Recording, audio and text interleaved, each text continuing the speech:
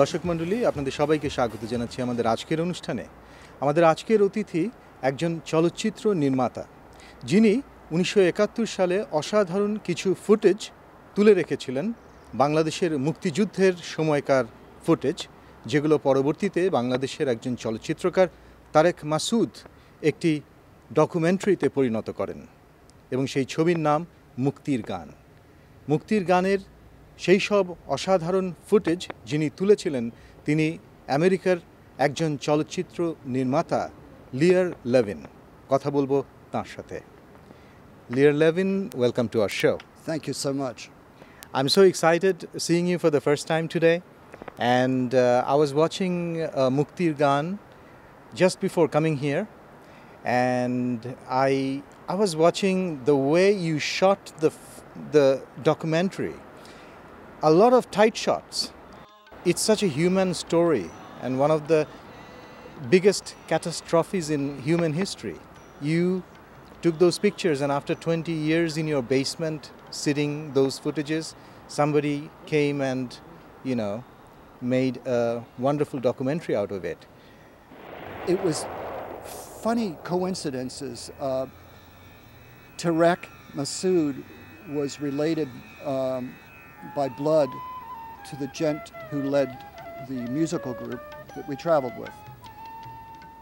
Somebody bumped into somebody else on the Princeton University campus and mentioned that they knew where I existed and that I had footage that his cousin had talked about. He got in touch with somebody else. They called me, he called me, he showed up at my doorstep. It's just one of those things. It's a series of coincidences. And, it was great for him, and it was great for me, and it was great for Catherine.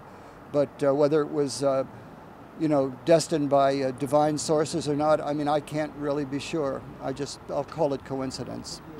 When I was watching the documentary, and it's a blessing that you love tight shots, because when the members of that cultural troupe, like Mahmoudur Rahman, Benu, and Lubna Mariam, and Tariq Ali, and the other people on the truck, on the back of the truck, right. They were sitting there, and the camera was each one of their face, and Tariq Ali was describing what they were doing.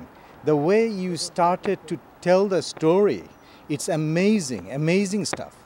Bangladesh মুক্তি সংগ্রামী শিল্পী সংস্থা নামক ভ্রাম্যমাণ এই দলটির সাথে প্রত্যক্ষ বা পরোক্ষভাবে যুক্ত রয়েছেন আরও অনেকে। Documentaries are difficult, and that wasn't a pure documentary.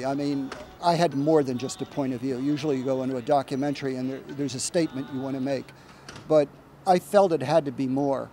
And the more time I spent doing it, the less it became a news event, much to my wife's chagrin, because she had a feeling, and she's always right, she had a feeling that if I got too involved, if I shot too much, if I made it too long,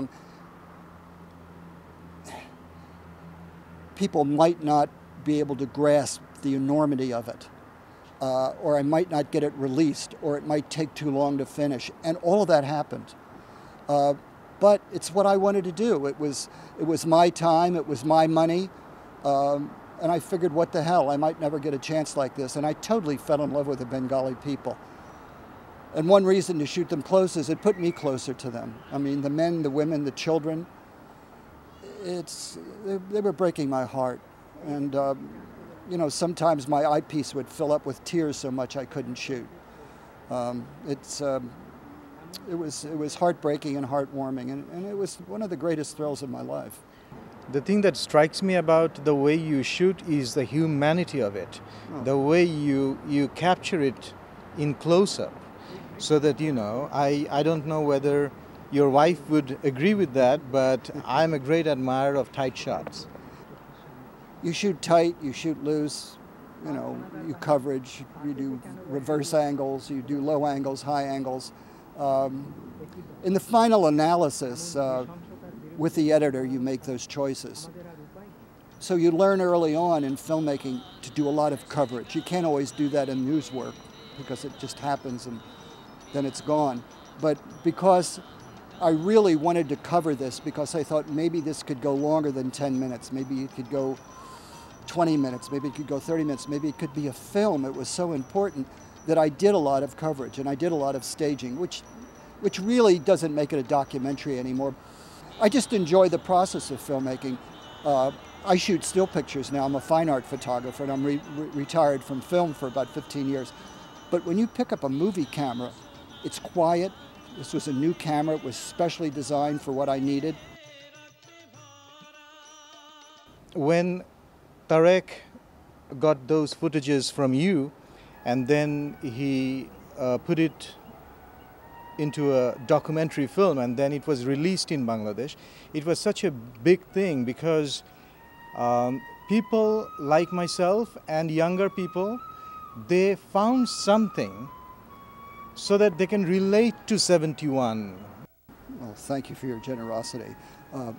Catherine Massoud edited the film with Tarek, and she's a brilliant woman. And Tarek was so lucky to have her by her side. And she was really the person that convinced me to turn over my footage to Tarek. And I'm glad it entertains you and moves you. And it moves me to hear that it moves you. And it moves me deeply to know that the people of your country, feel strongly about me. And thank you so much.